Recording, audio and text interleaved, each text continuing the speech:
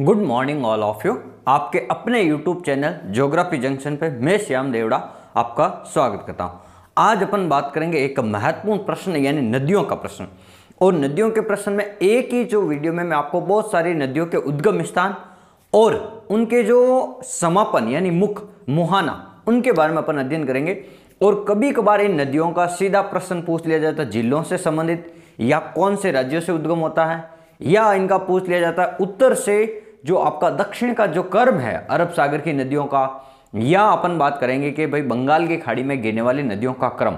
तो इन क्रम को भी आपको ध्यान में रखना है। और इस वीडियो का जो लास्ट में है आप इसका एक स्क्रीनशॉट ले लें ताकि आपको पता रहे कि इनका क्रम कौन सा है उत्तर से दक्षिण, और चाहे अरब सागर की नदियां हो चाहे आपके बंगाल की खाड़ी की नदियां हो। और ये अपन बात करेंगे प्रायद्वीपीय भारत की नदियों के बारे में, इनका जो क्रम है वो अपन आपके बात करेंगे। और आप हमारे वीडियो को पूरा जरूर देखें ताकि आपको समझ में आ सके। जैसे अपन बात करते हैं, शुरुआत करते हैं प्रायद्वीपीय भारत की नदियां।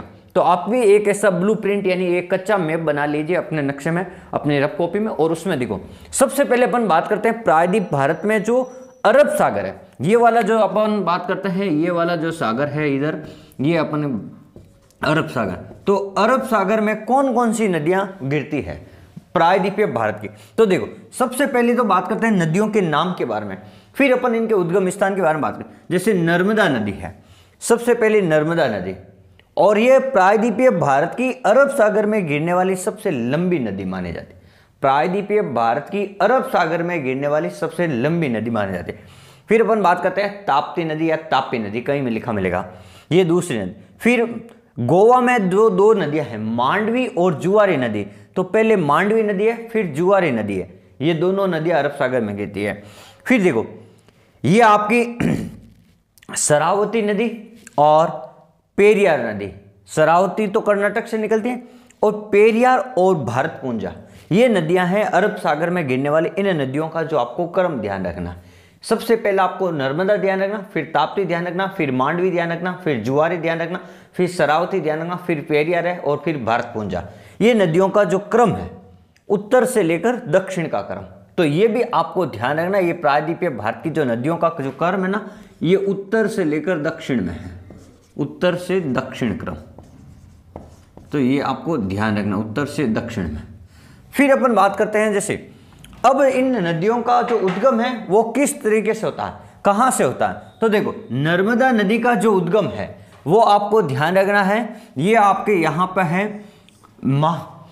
नर्मदा नदी के उद्गम को आपको ध्यान में रखना है कि ये जो आपका है अमरकंटक का पठार, यहाँ से नर्मदा नदी का उद्गम होता है। फिर अपन बात करते हैं दूसरी आपकी नदी है ताप्ती नदी। इसका उद्गम होता है आपके मध्य प्रदेश के बैतूल यानी अपन कह सकते हैं बैतूल राज्य या मुल्ताई की पहाड़ियों से तापी नदी का उद्गम होता है। फिर अपन बात करते हैं पश्चिमी घाट में जो आपका गोवा राज्य है, यहां से मांडवी और जुआरी नदियों का उद्गम होता है। फिर अपन बात करते हैं इधर पश्चिमी घाट में कर्नाटक से आपके शरावती नदी का उद्गम होता है, और शरावती नदी पर ही भारत का सबसे ऊंचा जो जलप्रपात है, जोग जलप्रपात है, जिसको अपन कहते हैं गरसोपा जलप्रपात या महात्मा गांधी जलप्रपात। ये भी किस नदी पे है, तो शरावती नदी पे। तो ये भी आपको प्रश्न ध्यान में रख।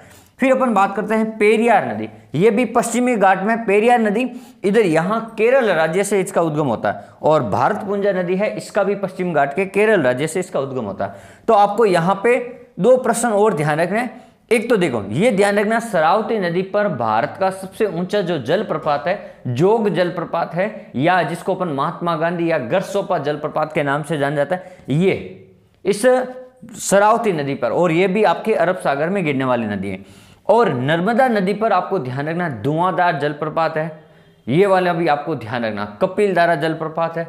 तो ये दो जलप्रपात इस नदी के ऊपर ध्यान रखना, नर्मदा नदी के ऊपर। तो ये हो गई इधर पश्चिमी घाट की, या अपन कह सकते हैं अरब सागर में गिरने वाली नदियों का क्रम है। तो ये आपको ध्यान रखना। अब अपन बात करते हैं ये जो बंगाल की खाड़ी में, प्रायद्वीपीय भारत की जो बंगाल की खाड़ी में गिरने वाली जो नदियां हैं उनका क्या क्रम। देखो सबसे पहले स्वर्णरेखा नदी है, स्वर्णरेखा नदी, फिर आपका ब्राह्मणी नदी है, फिर अपन महानदी के बारे में बात करेंगे, फिर गोदावरी, फिर कृष्णा, फिर आपका पेनार, फिर कावेरी और वेगई नदी।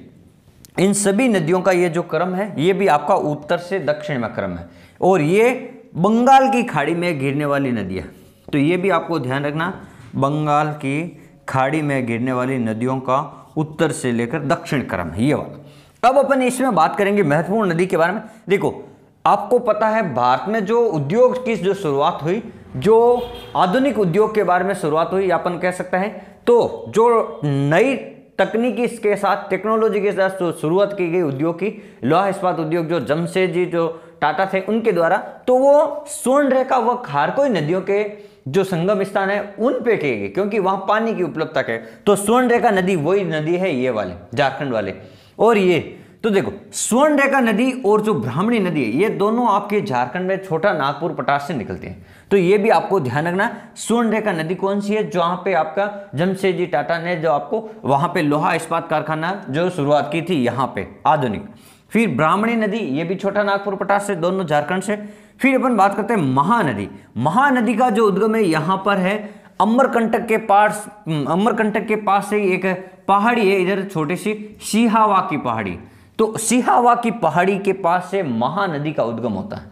अमरकंटक के पास में सिहावा की पहाड़ी है, वहां से इसका उद्गम होता है महानदी का। फिर है गोदावरी।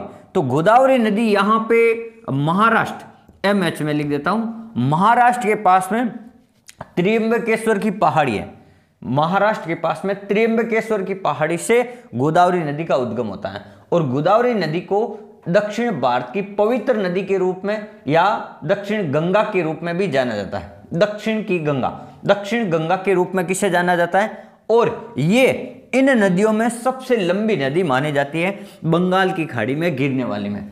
तो इन नदियों में सबसे लंबी नदी कौन सी मानी जाती है, तो आपको ध्यान रखना गोदावरी नदी पवित्र नदी, इसे दक्षिण गंगा के नाम से जाना जाता है। और दक्षिण भारत की गंगा आए तब आपको कावेरी करना, दक्षिण भारत की गंगा आए तो दक्षिण की गंगा आए तो आपको दक्षिणी गंगा के रूप में गोदावरी है, तो ये आपको ध्यान रखना। फिर अपन बात करते हैं कृष्णा नदी। कृष्णा नदी भी ये भी महाराष्ट्र से ही निकलती है, लेकिन यह महाबलेश्वर स्थान है। महाराष्ट्र में कौन सा स्थान है, महाबलेश्वर स्थान के पास से ये कृष्णा नदी का उद्गम होता है। तो ये भी आपको ध्यान रखना, महाबलेश्वर महाराष्ट्र। तो गोदावरी और कृष्णा दोनों महाबलेश्वर के पास में निकलती हैं। और इनका एक और प्रश्न है, गोदावरी और जो कृष्णा है, यहाँ इन दोनों के बीच का जो क्षेत्र है ना, यहाँ पे आपको ये भी ध्यान रखना एक चीज, यहाँ पे मैंग्रोव वनस्पति का उद्गम स्थान भी माना जाता है। मैंग्रोव वनस्पति का उद्गम स्थान भी माना जाता है।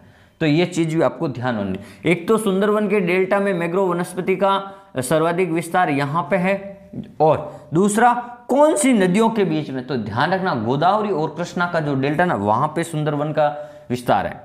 फिर यहाँ पे एक कच्छ के रण में भी यहाँ पे भी सुंदरवन का विस्तार है, ये भी आपको ध्यान रखना। फिर देखो पेनार नदी है, ये भी आपकी दक्षिण भारत की बंगाल की खाड़ी में गिरने वाली नदी में मानी जाती है। और कावेरी नदी प्रमुख नदी है।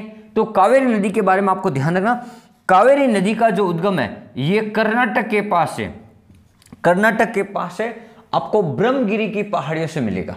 कावेरी नदी का उद्गम कर्नाटक के पास से ब्रह्मगिरी की पहाड़ियों से उद्गम होता है। तो ये भी आपको ध्यान। और इसे दक्षिण भारत की गंगा कहता है। देखो दक्षिणी गंगा किसे कहते हैं,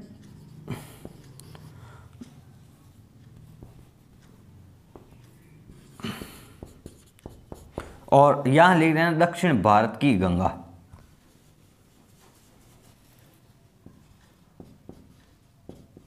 दक्षिण भारत की गंगा, और ये पवित्र नदी भी है, ठीक है ना। पवित्र नदी गोदावरी को माना जाता है, ये भी आपको ध्यान रखना। दक्षिण भारत की गंगा पूछे तो ये वाली। और वेगई नदी, तो आपको सबसे पूछ सकते हैं सबसे अंतिम नदी कौन सी है, तो ये भी आपको ध्यान रखना वेगई नदी है। इसका भी आपका उद्गम होता है यहाँ से, तमिलनाडु के पास से। तो ये चीज़ आपको ध्यान रखनी है। इन नदियों का जो क्रम है, स्वर्णरेखा नदी की मैंने आपको विशेषता बता दी। यहाँ पे आधुनिक जो कारखाना है लोहा इस्पात का, महानदा नदी है, गोदावरी और कृष्णा नदी के बारे में मैंने डेल्टा के बारे में बता दिया। और इन दोनों का उद्गम महाराष्ट्र होता है। पेनार नदी है और कावेरी नदी है, और वेगई नदी, वेगई नदी का तमिलनाडु से ही होता है। और कावेरी नदी ये कर्नाटक से होता है, और कर्नाटक में भी आपको ब्रह्मगिरी की पहाड़ी। अब एक पेनार नदी है, पेनार नदी का उद्गम आपको ध्यान रखना है कर्नाटक से ही होता है। इसका भी पेनार नदी का। तो ये जो सारी जो नदियां हैं उत्तर से दक्षिण, मैंने आपको क्रम बता दिए, चाहे अरब सागर की पूछो, चाहे आपको बंगाल की खाड़ी की, प्रायद्वीपीय भारत की नदियों का जो क्रम है वो आपको ध्यान में होना चाहिए, कौन कौन सी जो नदियां हैं और कहाँ कहाँ से निकलती हैं।